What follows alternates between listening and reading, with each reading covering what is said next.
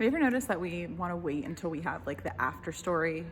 Like we have the before story and we have the after story of whatever we're going through, and we just want to pretend like the middle part didn't happen at all. You ever feel like that? You ever feel like when someone's asking you like how you're doing and you don't want to give them an answer unless you can give them an answer that's kind of like neatly tied up with a bow?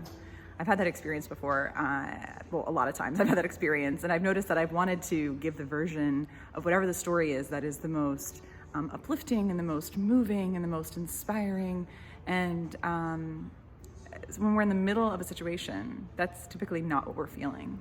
And so I think a lot of times, because of that tendency that we have as people in general to want to focus on that really pretty after story, that we don't tell our in the middle stories. And so whether that's in the middle of figuring out what returning to work is going to look like for you, or whether that's in the middle of navigating the racial reconciliation conversations, a lot of us just don't want to have that I don't know moment in the middle. We don't want to admit that, right? Because we think it makes us look weak or incompetent, or we think that in some way it's a ding on who we are as a person to admit that we don't have it all together in a moment. So I just want to give you permission today, not that you necessarily need permission from me, but if you haven't given it to yourself, to give yourself permission to be wherever you are, to be in what might feel like the middle of the mess.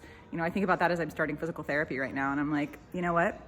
I'm in the middle of the process. I'm not on the other side. I don't have my shiny story where I've had the car accident, fractured my back, and then I've run the marathon, and I'm telling you that I'm running the marathon story. That's not where I am. I'm in the middle of it. I'm like doing, a little bit of simple exercises, like learning how to breathe properly again, And so I share that with all of you because I know that you're in the middle of something. And I just want to encourage you to persist in the middle of that difficult, messy middle part that you might otherwise want to just get out of, because I really believe that is where the transformation happens. So hang in there, whatever you're going through.